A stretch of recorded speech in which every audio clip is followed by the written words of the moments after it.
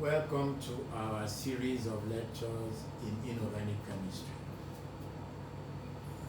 Today we want to look at the comparative chemistry of groups 1 and 2 in the periodic table. Before we start, I will encourage you to subscribe to our YouTube channel, Quanspec. There you have some interesting clips on chemistry that we have simplified. That channel is to help you understand the rudiments of chemistry principles that may have been giving you trouble. So please go to YouTube, search Quanspec on the search bar and subscribe. Also, click on the alert button. Click on the notification button to alert you at every point in time our video is ready for view. Like I said, for today, I want to discuss the chemistry of groups 1 and 2.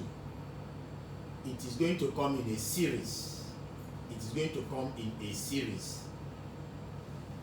We start with the general overview.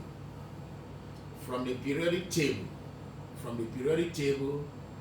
you can see that these are the members of groups 1 and group 2.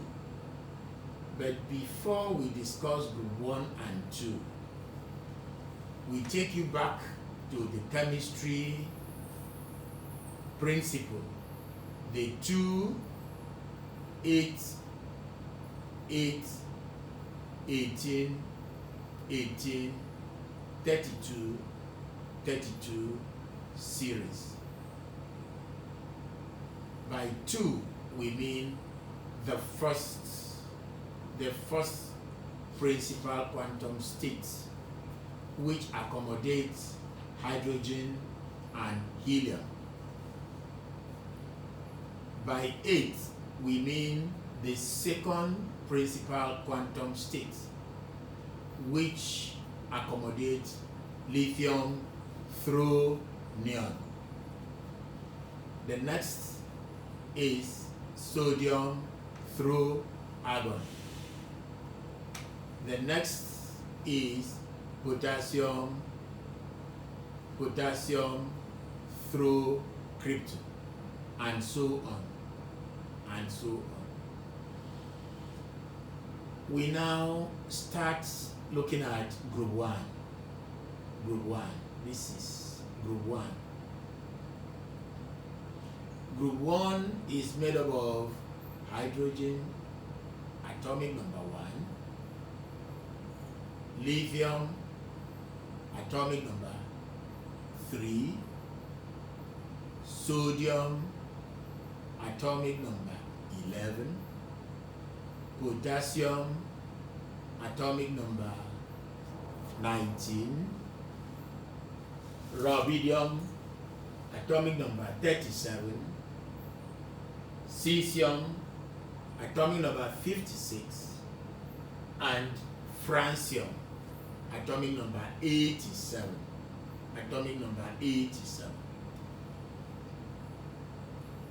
Ordinarily, hydrogen is not supposed to be a member of this group, except the fact that it has 1 electron in the s orbital. That is what qualifies hydrogen to belong here. It wouldn't have belonged here because all these other ones are metals. Hydrogen is not a metal. All these other ones are electropositive. Hydrogen on its own primary reaction is not electropositive. it has only one electron, and it cannot conventionally lose that one electron. It cannot, as a matter of convention, lose that one electron. As we continue in the course of the study, we will see the chemistry of hydrogen. But because it contains one electron in the valence orbital, we say hydrogen is a member of group 1.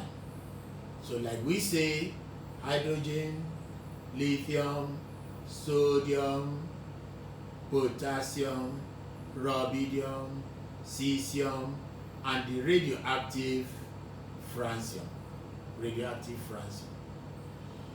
We move on to members of group 2. Beryllium, if this is 3, it therefore means this is 4. Sodium, 11, meaning magnesium is 12.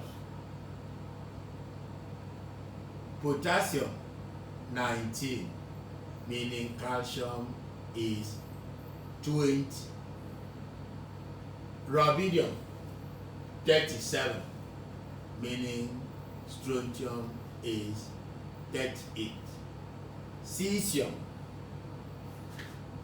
55, meaning barium is 56. And the radioactive francium, 87, meaning radium is 88. So members of group 2.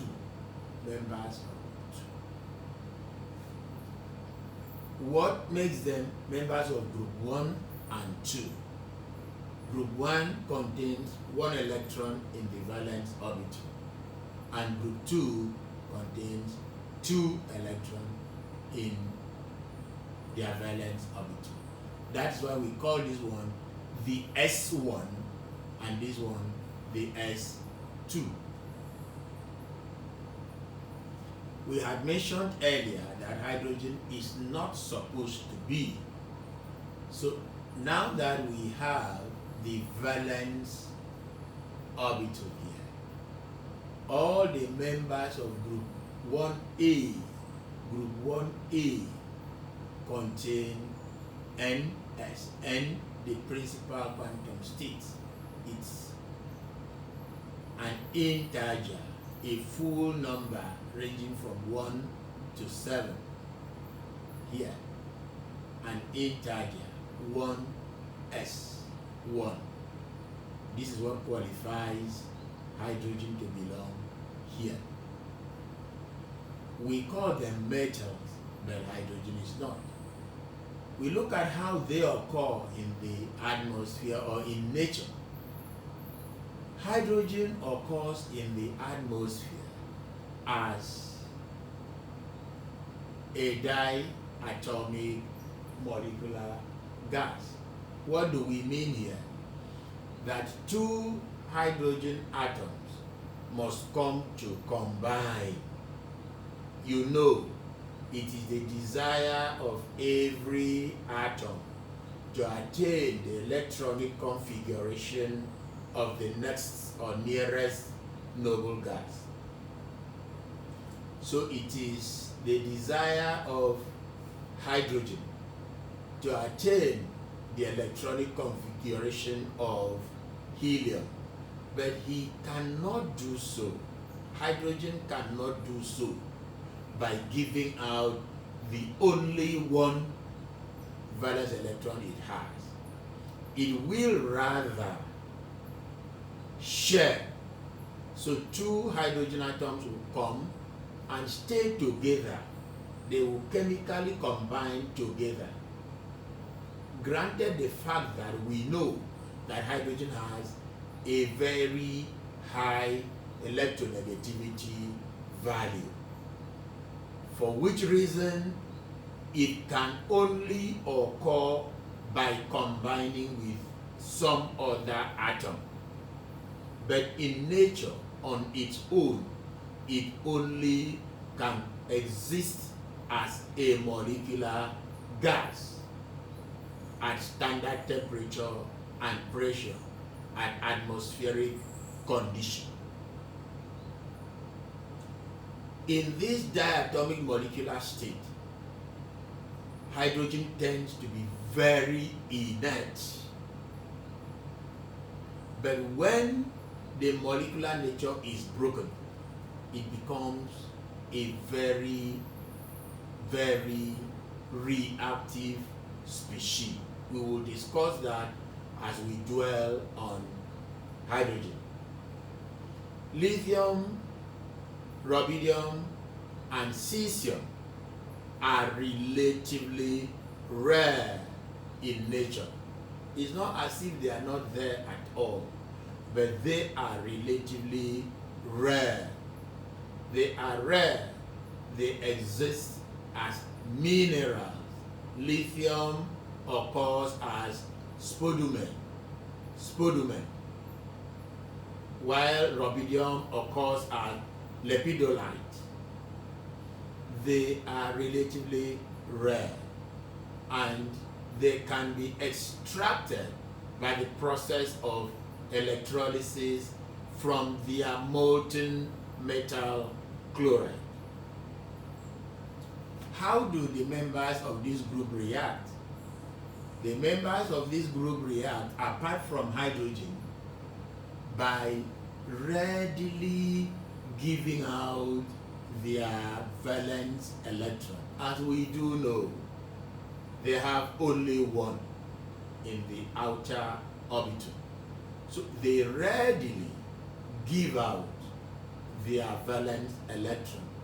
But it is usual that the first member, hydrogen is not the first member, but lithium, in the metallic tendency that we are discussing, lithium assumes a covalent nature because it has a relatively higher electronegativity,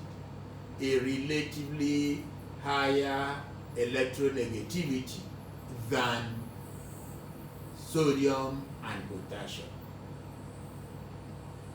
For that reason, lithium shows a bizarre behavior. It does not readily give out its 1s electron. It does not. So for this reason, when we talk about that they are vigorously reactive with water, we are particular about sodium and potassium, which accounts for why these two are seen in the seawater, in the rock, and in nature. The reaction takes the form of M in solid, readily react with water in the liquid state to form hydroxide, giving out hydrogen. Recall that as you go down the group, as you move from up downwards in the group, ionization energy decreases.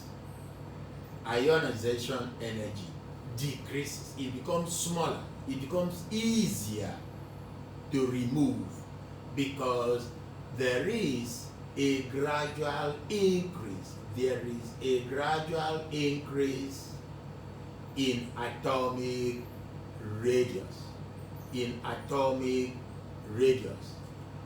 Because there's a gradual increase in atomic radius, the valence electrons are further away from the effective nuclear charge of the proton inside the nucleus of the atom. Therefore, reactivity increases with increase in atomic radius. Sodium is reactive, but potassium is more reactive by this principle, and so on. We look at their electronic configuration and electronegativity. You see that hydrogen has atomic number of 1 and has electronic configuration of 1s1 with electronegativity value of 2.2, almost double or more than double of what lithium has, even though we say lithium is a covalent. But you can see the magnitude of variation in the electronegativity between hydrogen and lithium. This 2.2 is very close to the electronegativity of carbon, very close to electronegativity of carbon. That is why if you look at some periodic tables, you see that hydrogen is located in group 1, is located a little above here, above the D block metals, and it's also located in the halogen group.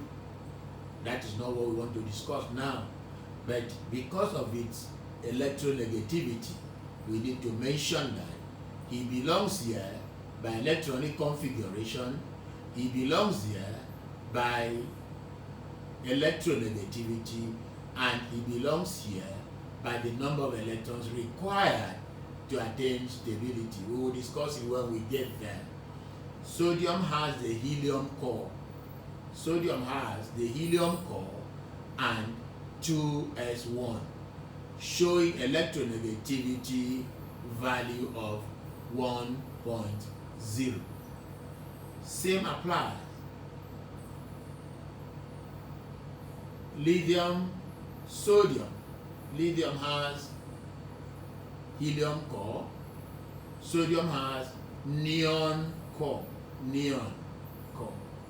While potassium has argon core. And rubidium has krypton core, cesium, xenon core, and francium, radon core. Each having 1s1, 2s1, 3s1, 4s1, 5s1, 6s1, and 7s1. We go further. You see the gradual reduction in electronegativity.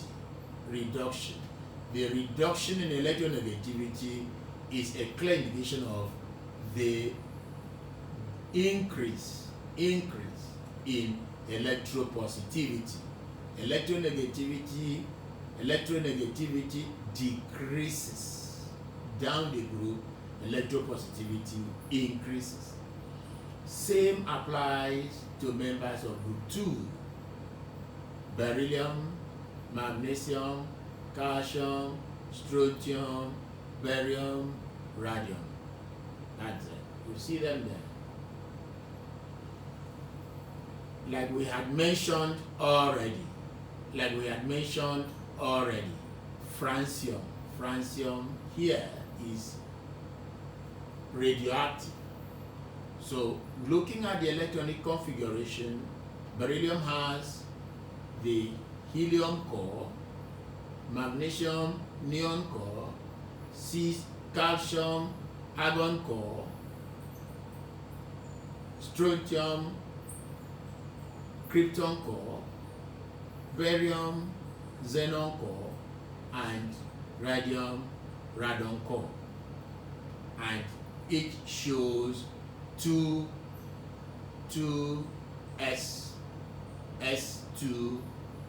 and you can see the gradual reduction, but higher than their S1 counterpart. This one is 9, this one is 7, this one is 9, this one is 7, this is 1.5, meaning that as you are moving towards the right, electronegativity is increasing. We say that they are metals. They are metals. I had mentioned already, with the exception of hydrogen. They form the element of the S block, S1 and S2 in the periodic table. They are made up of the soft and highly electropositive NS1 alkali metals. They are soft,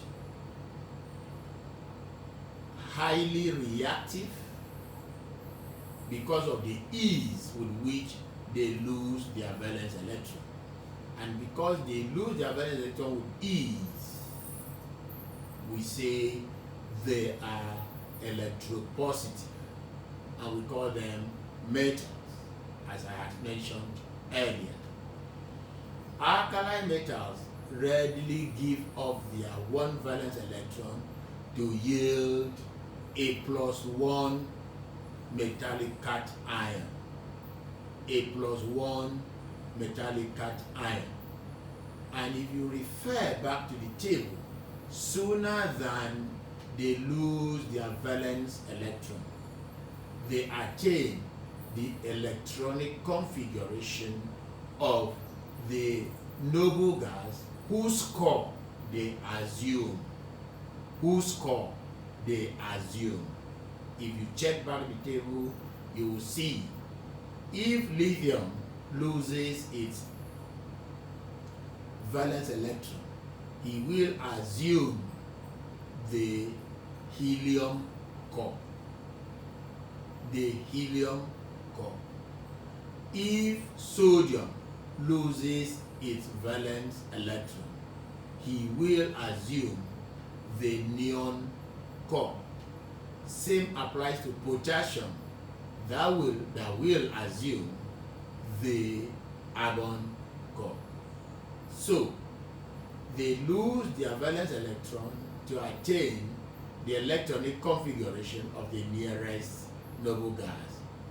And we say, because they have a high tendency of losing their valence electron, we say they are highly reducing in nature. That is to say, they readily oxidize. And as they readily oxidize, they cause whoever combines with them to become reduced. And usually, they will oxidize to combine with a non-metal, as you see in the case of sodium and chlorine. Sodium and chlorine will react by sodium giving out its valence electron to chlorine, and they will yield a colorless salt. We have mentioned that the tendency to ionize increases down the group due to the gradual increase in atomic radii, which gives rise to a gradual and steady decrease in effective nuclear charge.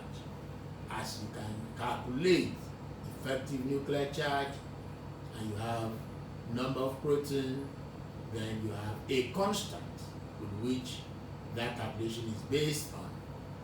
This is the effective nuclear charge on the valence orbital. And we have said they are made up of hydrogen, lithium, sodium, potassium, rubidium, cesium, and the radioactive francium. That is for the NS1. The NS2, which we call them the alkaline earth metals, made up of beryllium, magnesium, calcium, strontium, barium, and radium. They form binary compounds by reacting. For instance, in this case, they react to form ionic hydride. Ionic hydride. They react with halogens to form ionic metallic halides.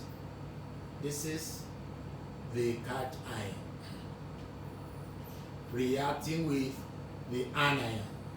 The metal will lose its valence electron, and this is what you will have, a crystal structure. As you can see, the green representing the metal, which is usually smaller.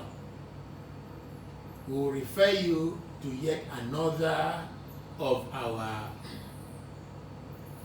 clip on this our channel showing chemical bonding. Please visit our clip showing chemical bonding so that you see ionic bonding there, ionic or electrovalent bonding there.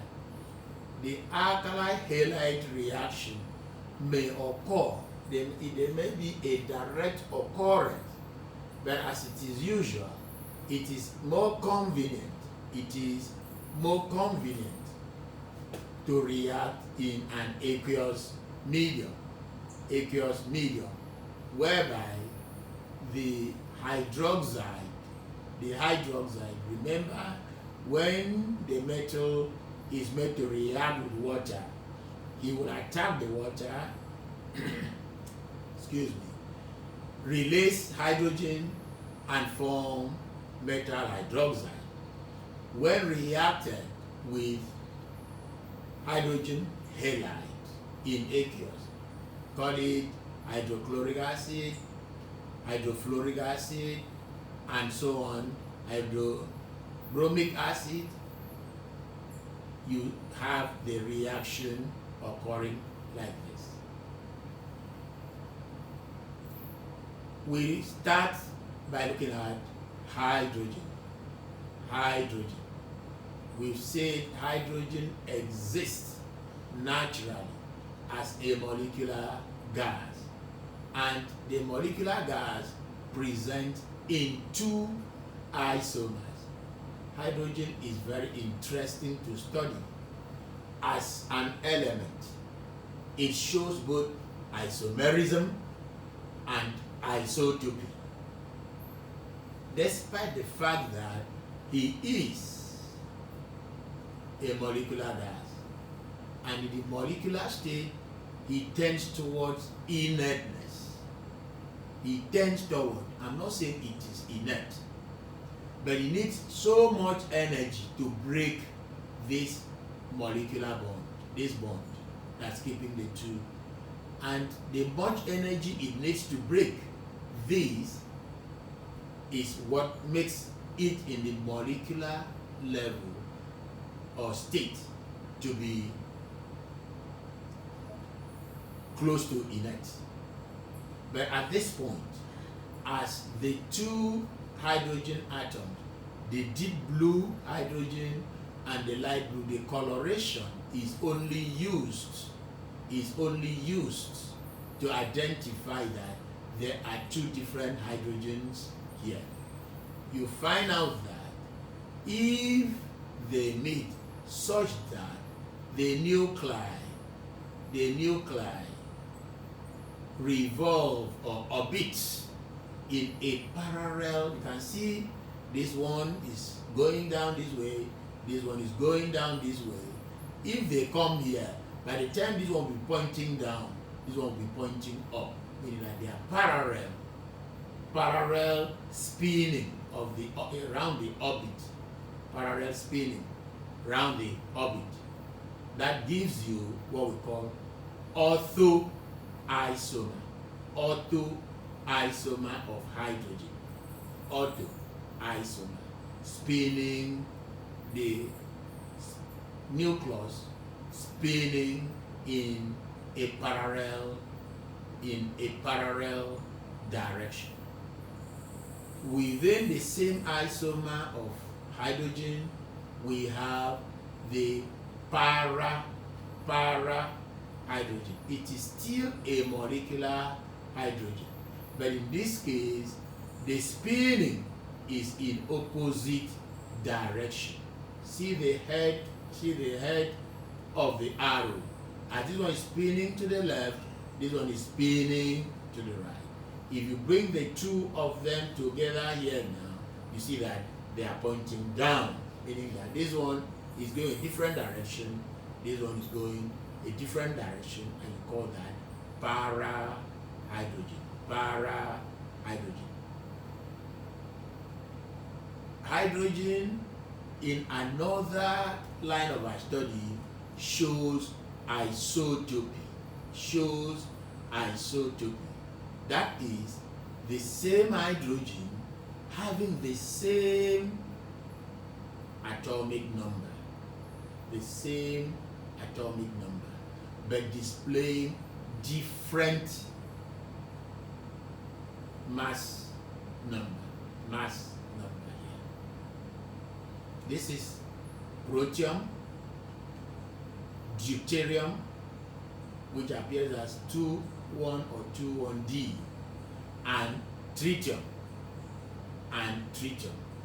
Hydrogen is only made to form part of the group 1 metals, as we have seen, even though he himself is a gas. He is made to form that part of that group because he has the 1s1 electron. Every other member of the group is a metal, highly electropositive, with very low electronegativity and very high electropositivity. That is not the case with hydrogen. That is why he can covalently bond to himself or any other element. Hydrogen has a remarkably high electronegativity, close to the electronegativity of carbon, and a near to zero electropositivity. This is where we will conclude this lecture for today. We will introduce this and stop here, but in our subsequent lectures in this group, we will show you the chemical interaction. We will show you what marks the difference between them and the group 2. But before we conclude, we wish to request that at the end of this video, we're going to give you a link that will take you to the PDF so that you can download the PDF, the readable PDF. After listening to this clip, we're going to post in the comment section. As you finish watching the video, go to the comment section, click on the PDF link, and you will have the PDF format. Further on, we request you to please subscribe to the YouTube channel Quan Spec, and do not forget to click on the notification bell, so that when we'll be posting subsequent lectures on this topic, you will be notified. Thank you.